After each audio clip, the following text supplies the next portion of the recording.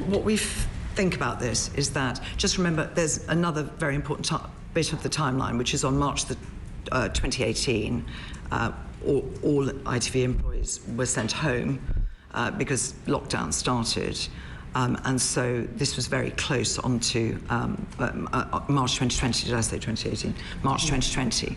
So it's just quite important that, because then this all stopped, because there was, no one was at work, and actually Person X was put on furlough for 9 months. So it's just an important thing, and over that time, our head of production had duty of care conversations with him, but nothing else. So it's just important in terms of the process we went through that it stopped in March for reasons of lockdown.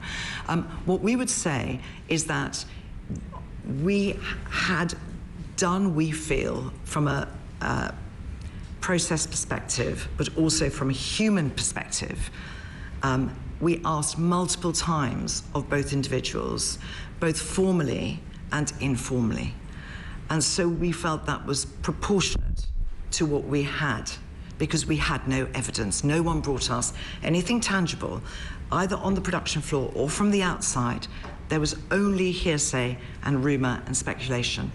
The other thing we would say is that we were very, very concerned about the state of mind of both Phillip and Person X.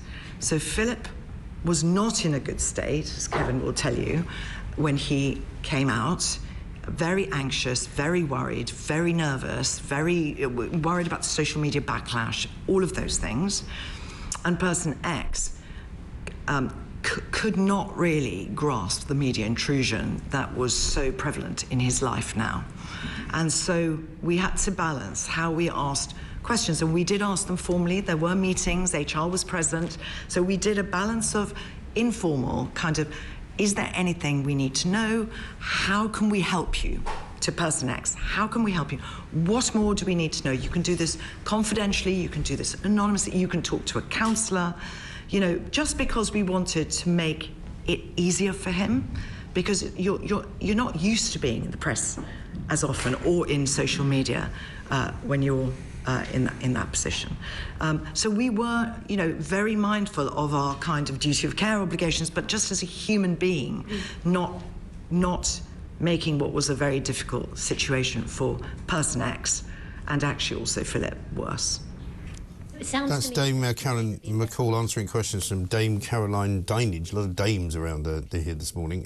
We're with William Close. I know this is not particularly your bag, William, but it's quite an important story, this, for the purposes of the modern media landscape, not least because there's the head of ITV explaining how they had this duty of care for at least 2 to possibly 3 years over this Person X, and yet they didn't think it was serious enough to ask Phillip Schofield to stand aside for a while his health was in question. They didn't seem to think it was in any way a true story, despite the fact that they were warning this person about the media intrusion. Why would there be media intrusion if it wasn't a true story? Well, there's a lot of ifs, ands, or buts. A lot of post hoc firefighting going on now after the event. I think so. I mean, it does raise some broader issues about, you know, how much an employer is responsible for their actions of the employees in the office, you know, and it's always difficult. I mean, you get this in city firms, cases all the time, so I think look at the CBI. I think, the CBI is a disaster now, isn't it? I mean, it might as well just shut up shop, close it down. Yeah, but I would always, it's interesting. It's a good idea sometimes for people to step back from some of these things and say, okay, you know, if there were incidents that were appalling, they're appalling, right? But these are large organisations, and, you know, most people that turned up at the CBI and did their job are not culpable at all. You know, it's nothing to do with them. They're just doing their job. And then the whole. No, I mean, I would personally shut the CBI down just for the purpose of it being useless as well. I mean, it's not just it's not just because they had some jiggery pokery going on. But the thing about this, to me as well, is that part of the reason why ITV is under so much scrutiny is because they've created this world in which they believe everything to be rosy in the garden, because it's their garden, and they keep telling us all, oh, it's such a lovely family this morning. Well, it seems to me as though they were spending half their time interviewing Person X and Phillip Schofield about this story that wasn't true.